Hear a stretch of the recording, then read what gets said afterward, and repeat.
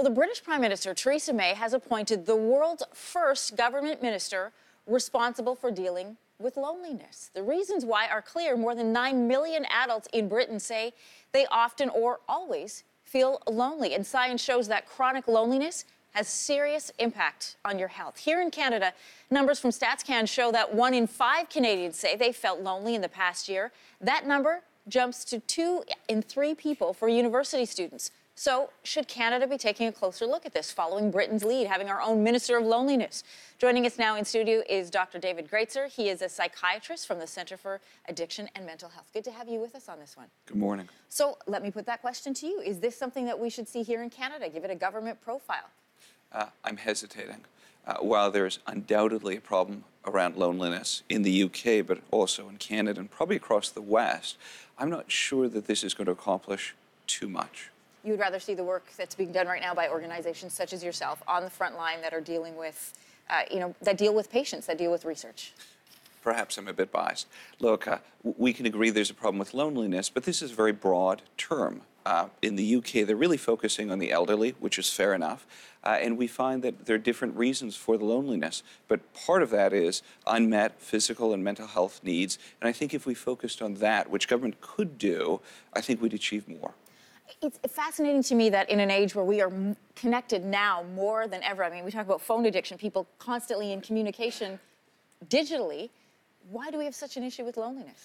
Well, we're connected more than ever before, but we're not. I mean, if you look at some of the statistics around the announcement in the UK, 200,000 Britons in their elderly years have not had a conversation with a friend or a family member in more than a month.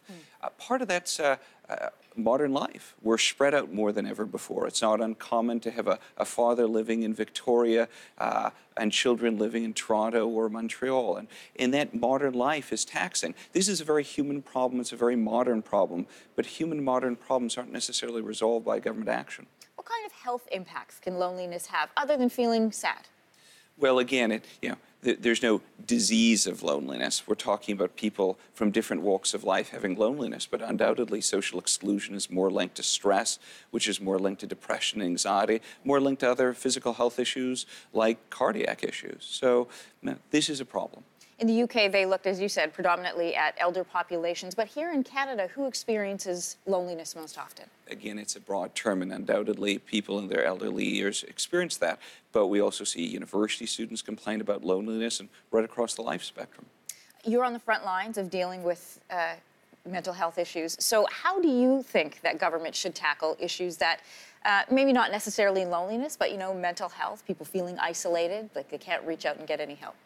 Well, I think it's important that we make mental health more of a priority in Canada. As you know, we've talked about more spending, but for every healthcare dollar we spend in Canada, only 7 cents goes to mental health. In the UK... Tell me that again. Out of every dollar, only 7 cents goes to mental health? Of every dollar spent on healthcare in Canada, only 7 cents goes to mental health. By comparison, the UK, it's closer to 12 cents. Australia, about that as well. So I think we need to spend more money, but we also need to spend it smarter. Spend it on people who need care.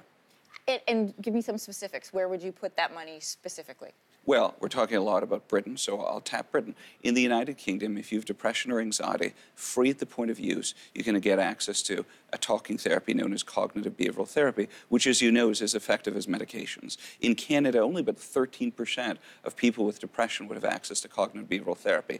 Imagine if I turned to you and said there was a terrible physical illness like a cancer, and only 13% of people could get access to evidence-based care. It's unacceptable, and it's an example of some of the societal stigma we've faced over the years. So what would I say? We should prioritize mental health, we should fund evidence-based treatments, and we should make it more accessible in a timely way. So maybe not so much a Minister of Loneliness, but just put more of that federal money in the right places. Exactly. All right, Dr. Gratzer, good to have you here this morning. A pleasure. Good morning.